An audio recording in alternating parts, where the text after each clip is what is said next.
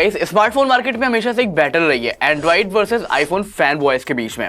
अब ऐसा इस वजह से होता है, कुछ लोग को ऐसा लगता है कि यार एंड्रॉइड परफेक्ट है क्योंकि उसमें फीचर्स ज्यादा मिल जाते हैं। कुछ लोग ये कहते हैं कि आईफोन में जितने फीचर्स मिलते हैं उतने परफेक्ट होते हैं। बट 5-6 साल में हमने एक चीज देखी है, एंड्रॉइड स्मार्टफोन में जिस तरीके से इनोवेशन हुए, फिर वो चाहे डिजाइन हो, बैटरी लाइफ हो, कैमरा हो, डिस्प्ले हो या फिर एआई हो, उतने ज्यादा इनोवेशन, उतने ज्यादा चेंजेस आईफोन में नहीं हुए हैं। और फाइनली इस साल मैं ये कह सकता हूं कि android smartphones are actually way better than iPhones. और ये मैं केवल एआई फीचर्स की वजह से नहीं कह रहा हूं, एक चिपसेट ऐसी है जिसने मार्केट में लिटरली कमाल कर दिया है, स्पेशली कैमरा डिपार्टमेंट में। मैं बात करने वाला हूं मीडियाटेक डायमेंसिटी 9500, जो आने वाली है वीवो की X300 सीरीज में और ओप्पो की फाइंड X9 सीरीज में। अब ये दोनों ही स्मार्टफोन इतने ज्यादा अवेटेड क्यों है, इतना ज्यादा डिमांड क्यों है, उसका रीजन बस ये है क्योंकि इस बार एंड्रॉइड स्मार्टफोन में आपको 4K सिनेमैटिक मोड मिलेगा, वो भी 60 फ्रेम पर सेकेंड पे, 120 FPS पे आप 10 बिट कलर के साथ में शूट कर पाओगे। अब इस चिपसेट ने ओप्पो वीवो स्मार्टफोन्स को केवल आईफोन से ही नहीं बल्कि बाकी बचे हुए एंड्रॉइड से भी बेटर बना दिया है। इस टॉपिक को हम समझेंगे इसी वीडियो में। इसके लिए मैंने वीडियो को 3 पार्ट में डिवाइड किया है। पहले पार्ट में वीवो X300 सीरीज, ओप्पो की फाइंड X9 सीरीज के बेसिक स्पेसिफिकेशन के बारे में बात करेंगे।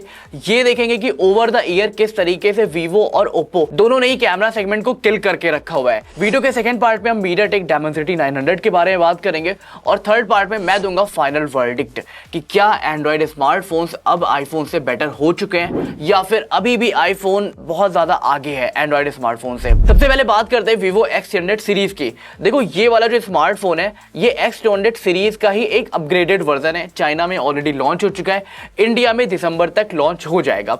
इसकी खास बात यह है कि इस बार आपको 4K 60 FPS पे सिनेमैटिक मोड पे वीडियो शूट करने को मिलेगी। 4K 120 तक की वीडियो आप शूट कर सकते हो विद 10 बिट कलर, जैसा मैंने बताया था। अब ये इस वजह से हो रहा है क्योंकि इसमें जो चिपसेट लगी हुई है वो है मीडियाटेक डायमेंसिटी 9500। सेम पैटर्न पे आपका एक और स्मार्टफोन लॉन्च होने वाला है जो है ओप्पो का फाइंड X9।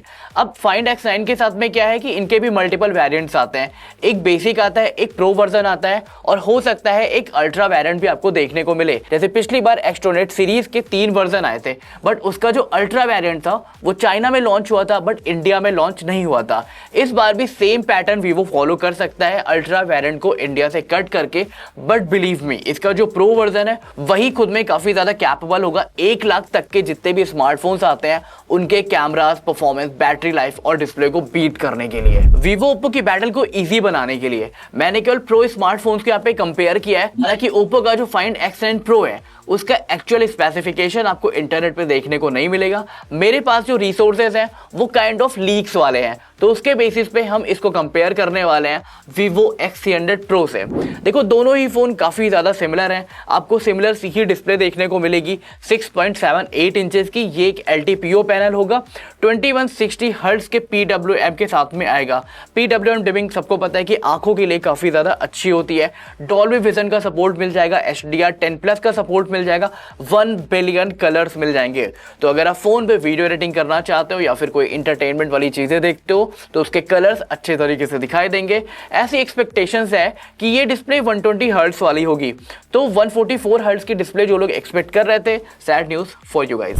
सॉफ्टवेयर की बात करें तो दोनों ही स्मार्टफोन एंड्रॉइड 16 के साथ में आने वाले हैं और 4 साल का एंड्रॉइड OS अपडेट मिल जाएगा। बट ट्विस्ट इस बार ये है कि वीवो के स्मार्टफोन में आपको मिलेगा ओरिजिन OS। तो जो लोग वेट कर रहे थे कि भाई फन टच को हटाओ, ओरिजिन को लेकर के आओ, उनके लिए ये गुड न्यूज है। चिपसेट की बात करें तो मीडियाटेक डायमेंसिटी 9500।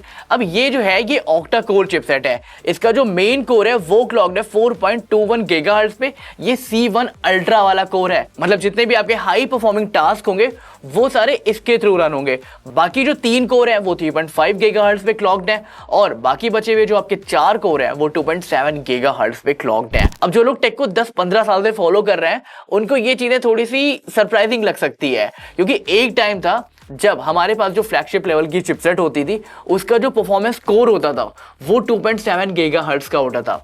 बट अभी हमारे पास जो चिपसेट है उसका जो एफिशिएंसी कोर है वो 2.7 गीगाहर्ट्ज का है। तो क्रेजी इनोवेशन हो चुका है एंड्रॉइड में।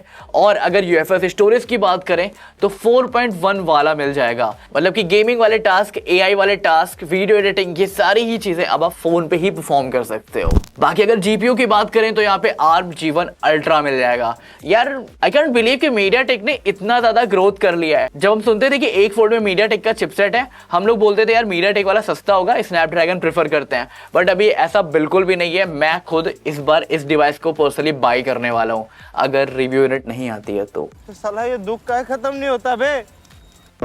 बाकी अगर रैम की बात करें तो बेस वेरिएंट में ही आपको 12 GB की रैम मिल जाएगी और हाईएस्ट वेरिएंट में 16 GB की रैम मिल जाएगी। अब ये जो स्पेसिफिकेशन मैं बता रहा हूं, ये Vivo X300 Pro और Oppo Find X9 Pro दोनों में ही सिमिलर है। डिफरेंस ये आएगा कि Oppo अपने चिपसेट को, अपने कैमरा को किस तरीके से ऑप्टिमाइज करता है और Vivo अपने चिपसेट को अपने सॉफ्टवेयर के साथ में कैसे ऑप्टिमाइज करता है। यहाँ पे मेन कैमरा दोनों में चेंज है। Vivo में आपको 50 मेगापिक्सल का कैमरा मिलेगा f1.6 अपर्चर के साथ में, जो होगा 24mm वाइड 1/1.28 इंच वाला सेंसर, और Oppo में आपको जो सेंसर मिल रहा है वो भी 50 मेगापिक्सल का है f1.6 अपर्चर के साथ में, बट ये होगा 23mm वाइड, और इसका जो सेंसर साइज है वो भी सेम रहने वाला है 1/1.28 इंच के साथ में। बट डिफरेंस यहाँ पे ये है कि Vivo अपने फोन में गिम्बल स्टेबलाइजेशन दे रहा है, और मेरा पर्सनली ये मानना है कि Vivo का जो स्टेबलाइजेशन होता है वो एंड्रॉइड हो या फिर आईफोन, दोनों से ही बेटर होने वाला है इस बार का। पेरिस्कोप सेंसर की बात करें तो ये 200 मेगापिक्सल का, और अल्ट्रा वाइड सेंसर की बात करें तो ये है 50 मेगापिक्सल का। मेन डिफरेंस यहाँ पे फिर से आने वाला है फ्रंट फेसिंग सेंसर में।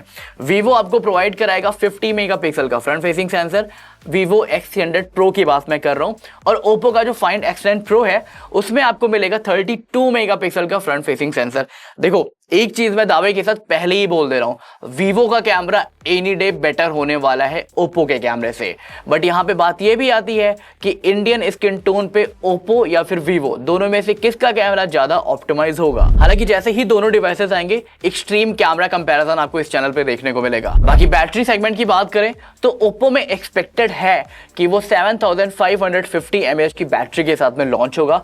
बाकी Vivo X300 Pro already launch हो चुका है 6510 mAh की बैटरी के साथ में। अब देखो यहाँ पे डिफरेंस ये है कि Vivo के बारे में जितनी मैंने बात की है वो रियलिटी के बेसिस पे है, और Oppo के बारे में जो मैंने स्पेसिफिकेशन बताई है वो लीक्ड के बेसिस पे है। अब ये मेरे लिए भी काफी ज्यादा इंटरेस्टिंग होने वाला है कि दोनों स्मार्टफोन जब मार्केट में आते हैं तो बैटल में जीतता कौन है।